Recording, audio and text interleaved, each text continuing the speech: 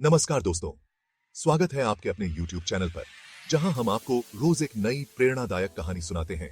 अगर आपने अभी तक हमारे चैनल को सब्सक्राइब नहीं किया है, तो जल्दी से कर लें और हर रोज नई कहानियों का मजा लें। आज की कहानी है रिया की, जो एक छोटे से शहर में रहने वाली एक साधारण लड़की थी। रिया का सपना था कि वो एक दिन बड़ी पायलट बने और आसमान की ऊंचाइयों को छू सके, लेकिन उसके सपनों को पूरा करने का सफर आसान नहीं था। उसके माता पिता उसे डॉक्टर बनाना चाहते थे और आसपास के लोग भी कहते थे कि पायलट तो सिर्फ लड़के बन सकते हैं। लेकिन रिया ने हार नहीं मानी। उसने खुद पर विश्वास रखा और अपने सपने को पूरा करने के लिए कड़ी मेहनत शुरू कर दी। वो अपने पढ़ाई के साथ साथ पायलट बनने की जानकारी जुटाने लगी। कई मुश्किलें आईं। कई बार उसे लगा कि वो नहीं कर पाएगी, लेकिन हर बार वो उठ खड़ी। एक दिन रिया का दाखिला पायलट ट्रेनिंग अकादमी में हो गया। उसने दिन रात मेहनत की और आखिरकार एक दिन वो पल आया जब उसने अपने सपनों का जहाज उड़ाया।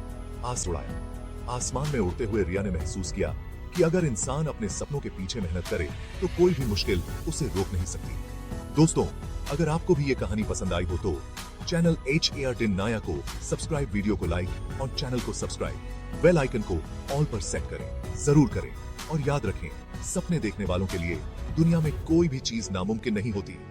दोस्तों, स्वागत है एक बार फिर आपके अपने YouTube चैनल पर। आज हम आपको रिया की कहानी का दूसरा भाग सुनाने जा रहे हैं। अगर आपने पहला भाग नहीं सुना तो पहले उसे सुने और चैनल को करना न भूलें ताकि आप आगे की कहानियों से जुड़े रहें। पिछली बार हमने देखा कि रिया अपने सपने को पूरा कर पायलट बन गई थी, लेकिन क्या रिया का सफर यहीं खत्म हो गया? बिल्कुल नहीं। असली चुनौतियां तो अब शुरू हुई थीं। पायलट बनने के बाद भी रिया के सामने कई मुश्किलें थीं। जब रिया ने अपनी पहली उड़ान पूरी की तो उसे लगा कि उसका सपना पूरा हो गया है, लेकिन जल्दी ही उसे एहसास हुआ कि पायलट की जिंदगी में हर दिन नया की भाग सी है। यही सोचकर रिया ने हिम्मत से काम लिया। वो धीरे धीरे विमान को सही दिशा में मोड़ने में कामयाब रही और कुछ ही देर में उसने तूफान से बाहर का रास्ता पा लिया। जब विमान सुरक्षित जमीन पर उतरा तो सभी यात्रियों ने रिया का तहे दिल से धन्यवाद किया। उनकी आंखों में खुशी और राहत के आंसू थे।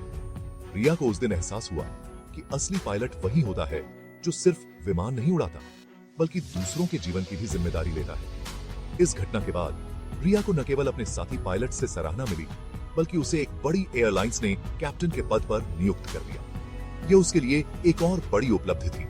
तो दोस्तों, रिया की ये कहानी हमें सिखाती है कि चुनौतियां चाहे कितनी भी बड़ी क्यों ना हो, अगर हमें हिम्मत, धैर्य और आत्मविश्वास हो तो हम हर मुश्किल से बाहर निकल सकते हैं। हर उड़ान एक नया अनुभव लेकर आती है। कुछ समय बाद रिया को एक कठिन मिशन पर भेजा गया। उसे तूफान के बीच से उड़ान भरनी थी। उस दिन मौसम बेहद खराब था। आसमान में काले बादल छाए हुए थे और तेज हवाएं चल रही थीं। एयर ट्रैफिक कंट्रोल ने चेतावनी दी कि यह मिशन बहुत खतरनाक हो सकता है, लेकिन रिया को अपनी टीम और यात्रियों की सुरक्षा की जिम्मेदारी दी गई थी। उसने ठान लिया कि वो ये चुनौती जरूर पार करेगी। जैसे ही विमान ने उड़ान भरी, तूफान की ताकत का अंदाजा हो गया। बिजली कड़क रही थी और विमान हिल रहा था। यात्रियों में डर का माहौल था, लेकिन रिया ने अपने प्रशिक्षण और अनुभव पर विश्वास रखा। उसने अपने सह पायलट और क्रू से शांत और सतर्क रहने की बात कही और अपनी सूझबूझ से विमान को स्थिर रखने की पूरी कोशिश की। तूफान के बीच से गुजरते हुए रिया को याद आया कि बचपन में जब भी वो किसी मुश्किल का सामना करती थी, उसकी मां कहती थी, मुश्किलें हमें तोड़ने के लिए नहीं, बल्कि हमें मजबूत बनाने के लिए आती हैं। की बात सी है।